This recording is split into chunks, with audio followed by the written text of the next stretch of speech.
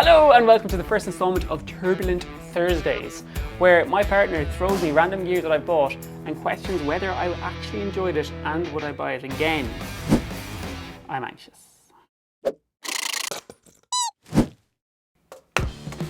Go. Oh, I thought it was only a camera related. Okay, so this is the Apple wireless keyboard. It doesn't have the number pad, which I debated buying, but I thought I was spending enough money on a keypad. Here's the thing. I am first and foremost willing to admit that I'm a bit of an Apple whore. I want to do prostitution. It was like 200 and something with tax, unnecessarily expensive, but best thing about it is absolutely this little fingerprint scanner. Anyone who has Apple products knows that it stores in the keychain, iCloud chain. Your passwords are stored, and when you have your fingerprint, you can just tap it. It's absolutely amazing. Worst thing about it? Worst thing about it is absolutely the price. Like, it's a keyboard. Even wireless keyboards these days, like, yeah, it's like 200 and something Canadian with tax. Would you buy it again? Would I buy it again? It's the kind of product that you don't need to buy in the first place, but once you buy it once, I think you're kind of stuck with it. You realize that it has some really nice options, and I think if it broke or something happened, I would force myself to buy it again because it's very good.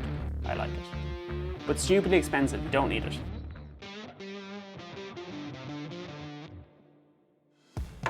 There you go. This is the Godox panel, yeah.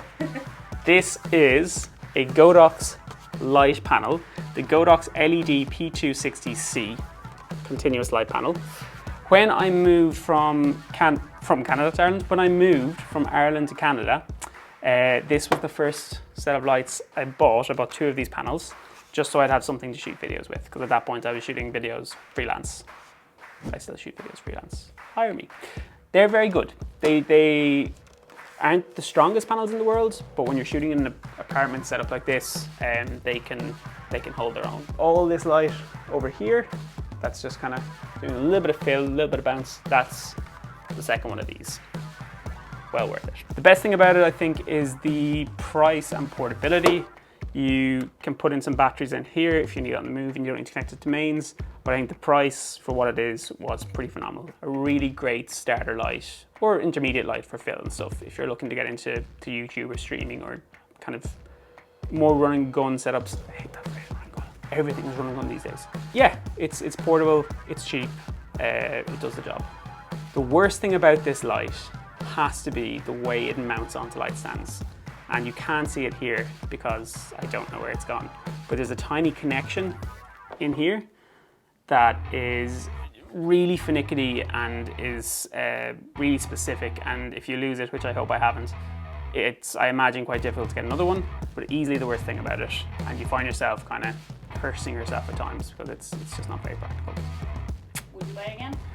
Would I buy again? There is some lights you can get that are a little bit more expensive, not massively so, but could do quite a bit more. So I think if I had the money, I probably would save it and get one that's a little bit better. But if you don't have the money or you want to go on a budget, yes, would buy again.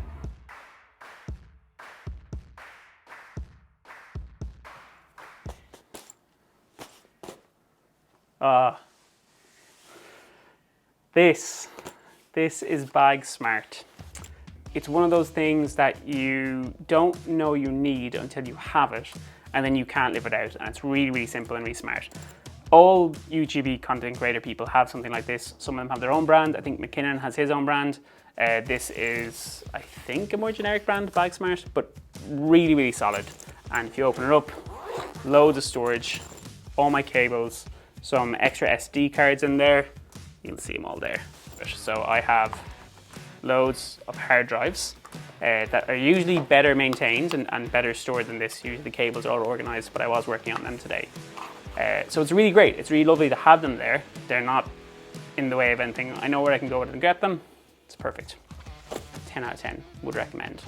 11 out of 10 would recommend if you get it for free as a gift like I did. Best thing about it is the amount of stores, absolutely hands down. It's great, and for $40, you can't really go wrong. I thought your favourite thing would be that keeps your cables organised so that they're not all tangled together. Favorite thing about it is it keeps my cables all organized so they're not tangled together. None of you know this about me because I haven't been doing this very long, but they used to all be in one bag and just thrown into a shelf, into a press, and it was a nightmare to find a cable I needed. So they're all in there. I would absolutely buy it again. Yes, absolutely. Maybe a bigger one. I would definitely buy something like this again. Go buy it, it's great.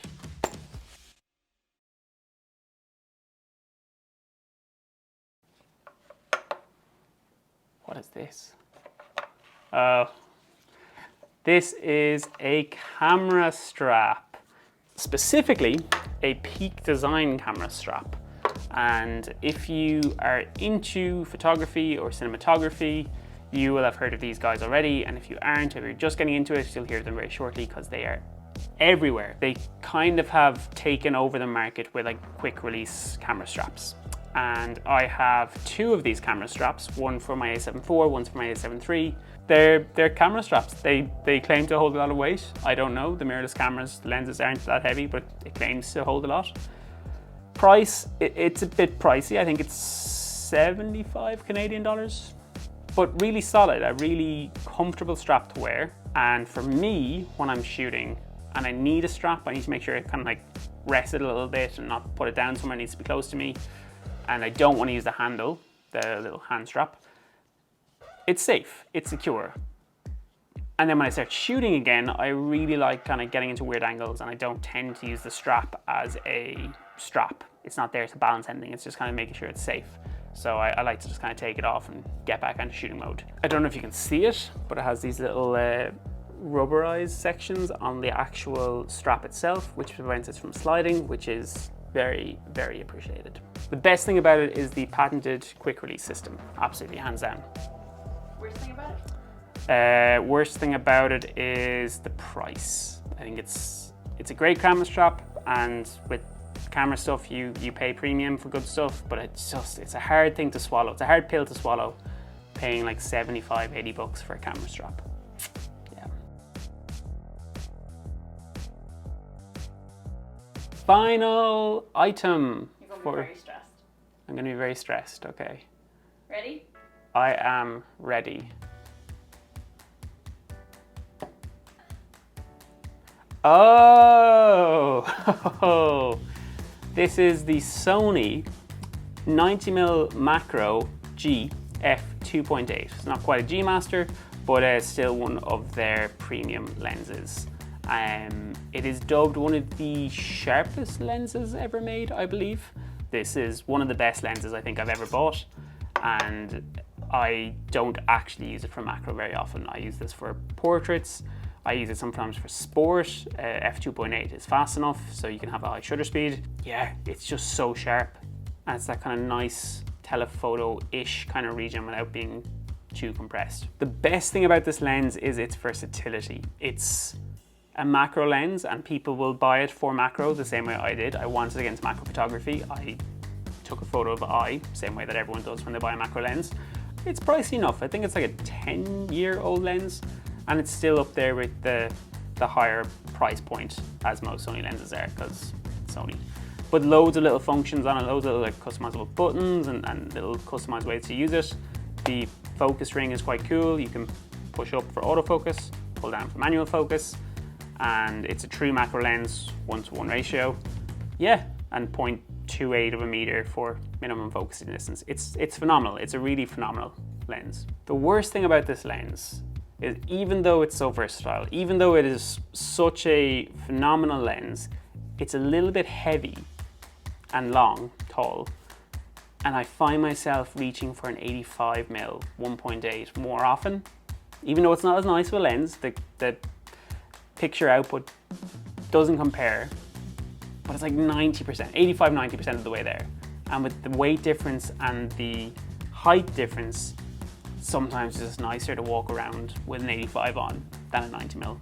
But I always do say I should bring this lens out more. It's phenomenal. And I shot a whole sports event with it like 3 weeks ago, because I sold my 70 to 200 f2.8 G Master. And this is all I had. This is the furthest I had, and it worked out amazing. Took some phenomenal shots. So I bought this lens when I didn't have a whole lot of money, which is kind of a running theme I think I've come across. And I had to trade in my Sony 55mm 1.8 at the time, which I didn't appreciate as much as I should. If I had the money, I don't think I would have been as hesitant to recommend buying this again. So if you have the money, as per everything else we're talking about, absolutely buy this. I'd buy it again.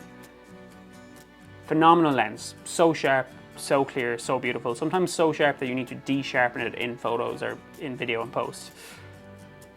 I wouldn't trade it in for a 55. That lens is beautiful. I got it back, thankfully. Not that particular lens, I bought another one. But yeah, I regret the way I got this lens, but I think I'd buy it again now that I have a little bit more money. Or a credit card with a higher limit. You've been watching Weird Wacky Wednesdays or Turbulent Thursdays Tech, or Tuesdays Techie. Peter McKinnon has Tuesday tips, you can't take that from him. Mondays Madness. We'll figure out some way to call this and what day we're posting on it, or maybe post on a complete random day, or maybe never post it at all, because this is YouTube and I'm a millennial and I have severe anxiety, so well, this might never get seen.